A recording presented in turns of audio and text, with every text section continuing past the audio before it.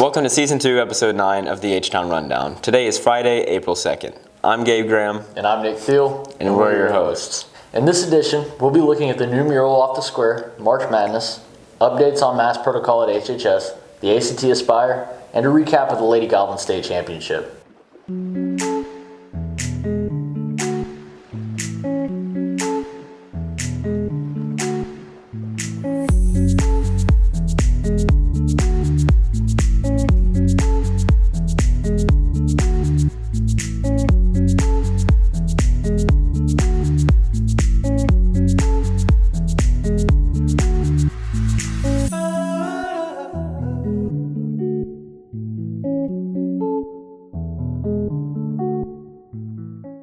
Nick took the scenic route to lunch and stopped to check out the new mural off the square.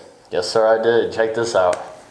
3 Wishes for Ruby not only tries to put a brighter smile on the faces of patients in nursing homes, but is trying to put a brighter look on the square in Harrison. Oh, I was commissioned by Ruby's place right behind me, but the city is paying for the project through their Arkansas Arts. I've done a lot of paintings. I started in 2006 painting. I did the dog mural over on the other side over there, and I've done a lot of stuff inside.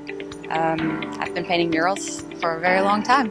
Well, since it was commissioned, I didn't have a lot of say-so in it. I did get to do a little bit of my own artistic, flair to it, but they pretty much told me what they wanted, and I just get to do the work. I started this one last year in November, but the weather got the best of me, and so I had to put it off for about a couple months. Well, I've been in art my whole life. I actually graduated from Harrison, and Mr. Milan was my art teacher. Yeah, I know he's not there anymore, but he was my favorite. And so I was in art club and art class, and my senior year I had 3 art classes, and I've just always done art. Thanks for 3 Wishes for Ruby. The square now has a brighter look. I'm Nicholas Thiel with God TV signing off. That's gotta be one of my favorite murals in Harrison. Big art goer, are you, Gabe? No. But you know what I do enjoy? Basketball. Yes, sir. March is one of my favorite times of the year. Let's take a look at the bracket Andrew and I broke down. Hello, and welcome to our March Madness bracket breakdown. March Madness starts tomorrow, so here we are. So this is my bracket I made. We're going to talk about it, talk about sports and such. Here we go. First up, as you can tell, I have Gonzaga going all the way to the end. That's pretty obvious. Gonzaga, I said it in our last video, they're my favorite to win it.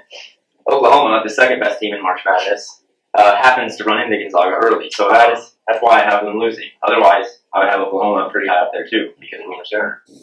Drake, I thought he's good at making music, not basketball, so I had them losing in the first round. Kansas made it pretty far. I don't like Kansas either, but they lose to Gonzaga anyway. Michigan, I said that in our last video, I expect them to go far, but I have Bama beating them.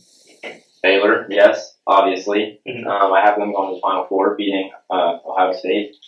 You don't have Arkansas out there? I know. I have Houston beating Oklahoma State, though, making it to the Final Four. See that in my championship stuff over here. Gonzaga's going to beat Bama because they win the whole thing. Baylor's going to win because they're Baylor. So I have 2 number 1 seeds. I know that's probably not going to actually happen, but number 1 seeds makes sense. Gonzaga wins the whole thing. I said it 3 weeks ago, and it's going to happen. We'll see. Now, onto my bracket. Alrighty, here's my bracket. I'm going to definitely agree with Gabe. Gonzaga is making the Final Four. They're the best team in basketball right now, and it's going to be really hard to stop them. And then the east of the bracket, I got Michigan winning the first round. I got LSU, which I think is going to be a really good game. And I'm going to take LSU. Michigan, from what I've seen of them, they just don't do it for me. And then now in the south, obviously Baylor making that Elite Eight. They're just too good. I do have Winthrop, I believe it is, upsetting Villanova, who is losing their best player. So they're just not as good as they think. And then Texas Tech, Arkansas, Virginia Tech, Ohio State all winning.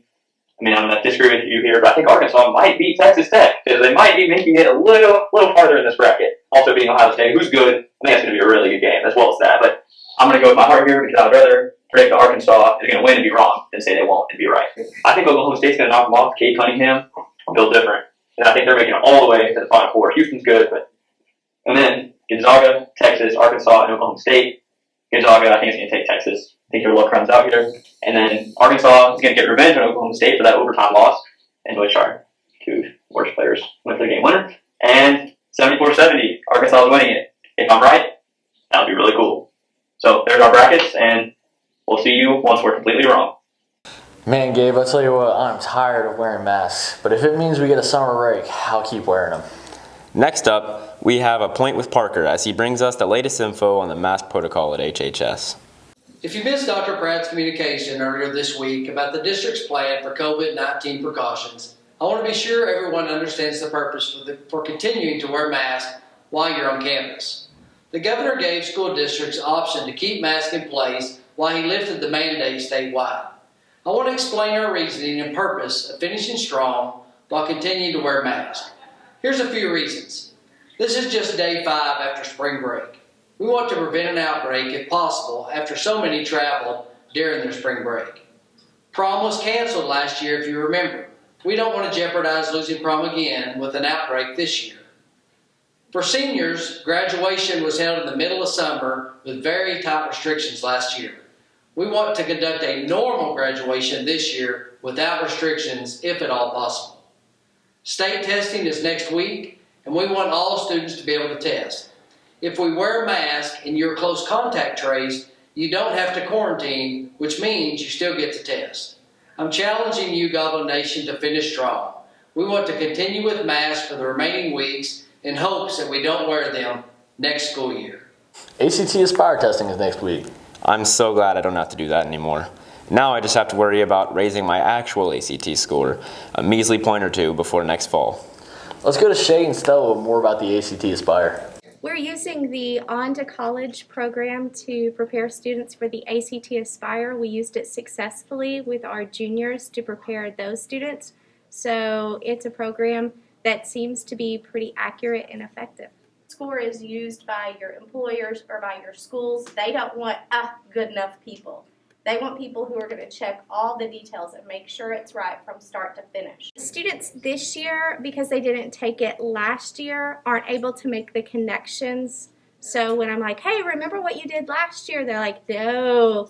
And so that's okay because they don't have maybe some of the negative views of the test that they've had in the past. So we're starting fresh and we're looking at it more as a step to the future to prepare them for the ACT than worrying about what happened in the past. The night before the big test, make sure you go to bed on time, don't go to bed angry or upset, and talk to your parents about any of your concerns. The morning of the test, start your day as you normally do. Eat a healthy breakfast, have a positive attitude, and take deep breaths if you get nervous. Just relax. How to answer multiple choice questions. Read the question and all the answer choices before marking an answer. Eliminate wrong answers first. Make educated guesses if you are unsure of the correct answers. Don't guess blindly. Pay attention to keywords that will help you choose the correct answer. Hints for reading passages. Read the questions before you read the passage. This will help you understand what is required of you. Look for clues in other questions that will keep you when you are unsure. Hints for math. Double check your work. Line up place values correctly. If your answer does not match one of the choices, reread the problem and try it again. Pace yourself. Do not spend much time on one problem. Answer the easiest questions first and go back to the hard ones. Go over your answers if you have time. Don't worry and keep a positive attitude. Final tips. Make sure you are on the right problem in your answer documents. Relax and stay calm. Remember, it is okay to not know everything. Some questions may be difficult. Don't give up. Keep a positive attitude. You will succeed. Do your best and nothing less. Good luck. Big shout out to the HHS Choral Department, who received all superior ratings at the 2021 Region Choral Performance Assessment. Choir wasn't the only program winning lately. FBLA students Elise Bell, Luke Lunsford, Bryce Gilly, and Trent Thomas all advanced to national competition after placing at state. Congratulations and good luck to each of them. One more congratulations goes to Mrs. Walker and her FFA students who qualified for state.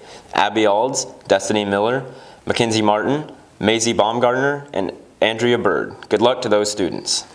Tonight in Goblin Athletics, you can see baseball at Ozark, softball at the Complex versus Heritage, and soccer is at Farmington. Go Gobs. Congratulations to Lady Gobs on winning the state championship 2 weeks ago. They had quite the season and ended the season with rings. The city of Harrison was so pleased with their performance that Mayor Jackson declared April 1st, 2021 Champion Lady Goblins Day. Let's look at a recap of their season from Jackson and Parker. The Lady Goblins had an impressive run to win the 4A basketball state championship. This journey for the Lady Goblins started in the offseason when they hired Coach Christian Williams as the new head basketball coach. Coach Williams was an assistant coach under Coach Sherry White at Southside. White used to coach for the Lady Goblins and led them to state titles for 3 straight years, 2000, 2001, 2002, and another title in 2004. Under this new directive, the Lady Goblins fought their way to an undefeated regular season, and many people picked them to win it all. The postseason wasn't as kind to the Lady Goblins, though. They would end up losing their last game of districts to Farmington, but the Lady Goblins still had a chance to show out at regionals. They won the first game where they punched their ticket to state. However, the Lady Goblins would fall short the last 2 regional games against Pea Ridge and Farmington. This ultimately placed the Lady Goblins as a 4th seed at state. This was tough for the Lady Goblins considering they would have to play the #1 team in the state, Star City, in the second round, if each team won their first round games. They ended up pulling off the upset after being down by double digits in the first half. The Lady Goblins would go on to beat Morrilton in the semifinals to advance to the state championship, where they would face their rival Farmington again after a measly 2-1 record against them. The Lady Goblins had a tough challenge ahead of them, no doubt. The Lady Goblins beat Farmington by a commanding 14 points to win it all. By the authority vested in me, I do hereby proclaim April 1st. You'll remember this the rest of your life. April 1st as Champion Lady Gobs Day, and urge all citizens to join together in celebrating their winning season and lifting the spirits. That's what you did. You lifted the spirits of all of Harrison during such a difficult year. Thank you, Lady Gobs, so much. Thank you. I'll just read this first one. Winning 2021 Class A state basketball tournament, and for giving Harrison something to be proud of during such a difficult year. There you go. Thank you. A lot of people haven't been able to get in the stands. I mean, these stands would have been full, standing room only, and I'm sure that, they weren't because they couldn't be. But hopefully next year we'll all be sitting up there cheering on another state champion. I'm Bryce Gilly from Gob TV. That was the Mayor's Proclamation, and I'm signing off. Well, that's going to be it for this edition of H-Town Rundown. I'm Gabe Graham. And I'm Nick Thiel. And we'll be seeing you.